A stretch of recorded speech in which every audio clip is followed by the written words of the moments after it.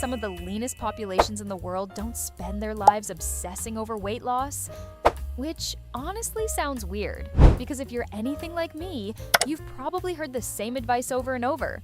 Eat less, do more cardio, repeat. But even when I was trying to be healthy, I still had days where I felt bloated, heavy, and puffy for no reason. So a few weeks ago, I started looking into Japanese wellness habits and noticed something interesting. Most of them weren't extreme diets or crazy workouts. They were tiny daily habits that almost sounded too simple to matter. So I tried them, not expecting some magical transformation, just out of curiosity. But after 2 weeks, I felt lighter, less swollen after meals, and my stomach actually started looking flatter.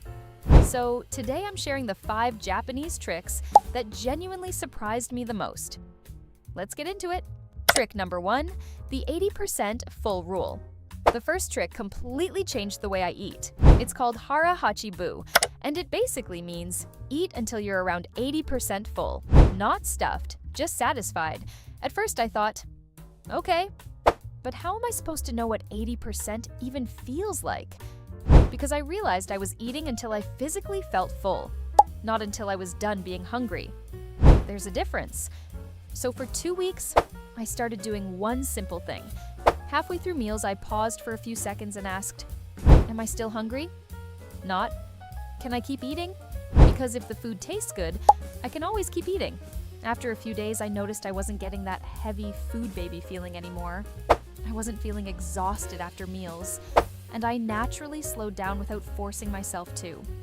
But changing how much I ate didn't explain something else that kept happening. I was still getting random cravings during the day, especially in the afternoon. And what I found next surprised me. Trick number 2, matcha done right. I used to think matcha was just another internet trend. Cute drink, cute photos, cute morning routine. But traditional matcha is actually different from regular green tea. With regular tea, you steep the leaves and throw them away. With matcha, you're drinking the whole leaf.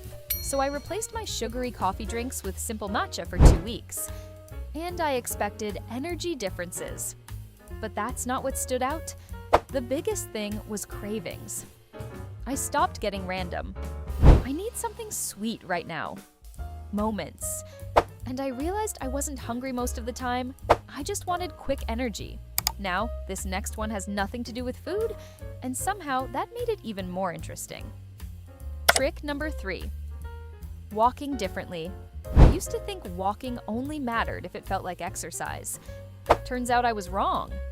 I started trying a simple routine. Walk faster for a few minutes, slow down for a few minutes, then repeat. So I started doing this after dinner.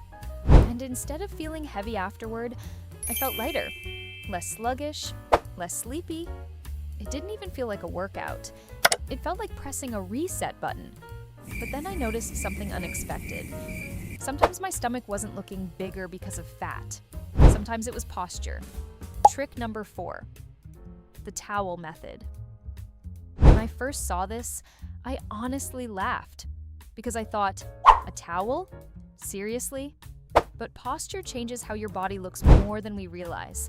So I rolled a towel, placed it under my lower back, stretched out, and stayed there for a few minutes. No magic, no fat burning. But afterward, I stood differently. I felt more open, less folded forward. And I realized how much time I spend sitting like a shrimp all day. The last trick tied everything together. Because even if you're eating slower and moving more, meal structure still matters. Trick number 5, smaller dishes, bigger difference. Traditional Japanese meals often use smaller dishes instead of one huge plate, so I tried doing the same thing. Smaller bowls, smaller portions, more variety, and I noticed something immediately. I slowed down naturally, I paid more attention to food, and meals felt more satisfying. Because satisfaction isn't only about eating more.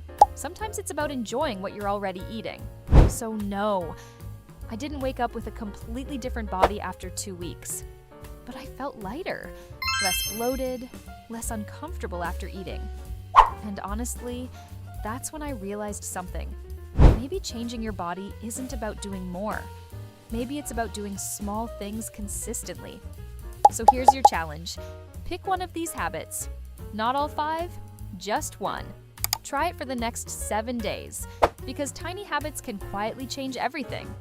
And I'll see you in the next video.